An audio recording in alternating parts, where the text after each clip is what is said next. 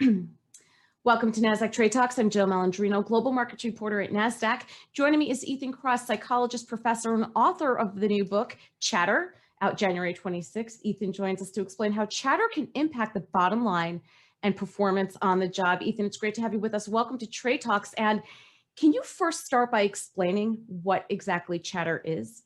Sure. Well, thanks for having me. So when we experience negative events, problems at work or in our relationships, we often introspect, we focus inward to try to problem solve. But sometimes we get stuck. We ruminate, we worry, we catastrophize.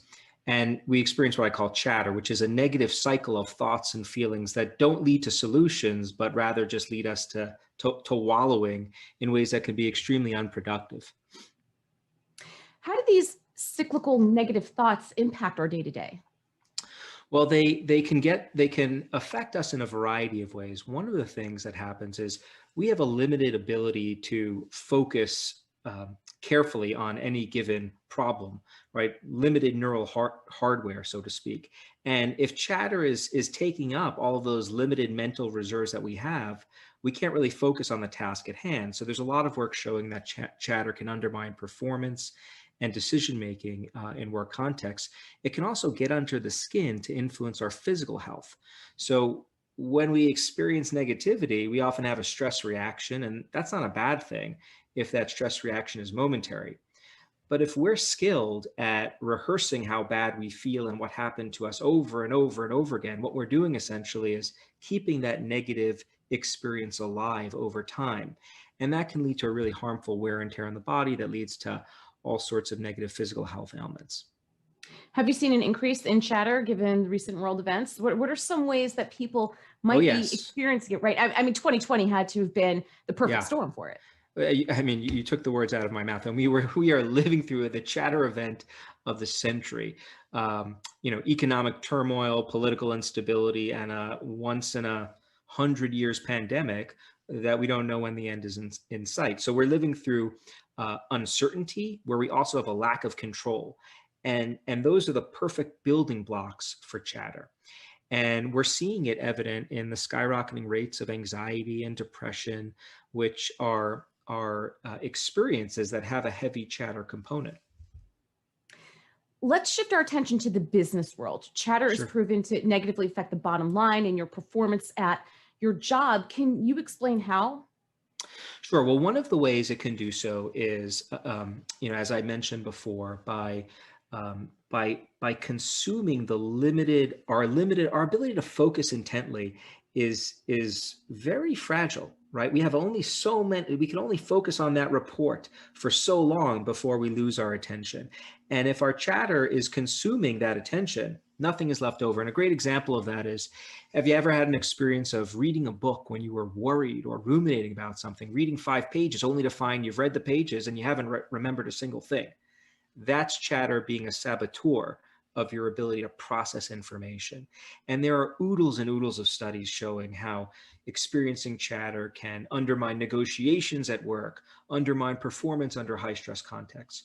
There can also be a negative interpersonal consequence of chatter. When we're consumed with a problem, there's lots of science which shows that we're highly motivated to talk to other people about what we're feeling. And one of the things that we do if we're ruminating is we talk to other people, we keep talking, and we keep talking, and we keep talking. And so that can create social friction because we're consumed with a problem and we're just projecting it on our colleagues. And so there are a variety of ways that it can really, in an organizational context, this may sound funny, but bear with me, use your name to do it. So to help us think about ourselves like we were someone else, you use your name. Usually we use names when we think about other people. That's one thing that we find wisely and perform people can do if they're dealing with an acute stress. And it involves not doing things inside your head, but turning to the physical world around you, your environment. Turns out there are tools all around us, and if we know where to find them, they can help us. And I'll give you a quick anecdote. Rafael Nadal, world famous tennis player. In his autobiography, he writes, the hardest thing that he does on the tennis court is he struggles to battle the voices inside his head. Not the other player, not the world-class athlete. It's the conversation between his two ears. How does he do it? Well, if you watch Nadal, you might have a clue. He comes in, he engages in an elaborate, structured ritual. He carries a tennis racket in a single hand, goes over to his bench, turns to the audience, unzips his jacket, bouncing on his feet, carefully lines up his water bottles ever so perfectly on a diagonal to the court. What he's doing, he's creating order in the world around him. He's controlling things. And he's doing that to compensate for the lack of control that he feels inside his head, which is often the case when we're experiencing chatter. We don't feel like we're in control of things. And so what science tells us is by doing things as simple as tidying up our workspaces and putting things in order, that can help relieve chatter and the anxiety that accompanies it. So those are three things. There are many more. And I think, one thing to keep in mind is there's no single magic pill.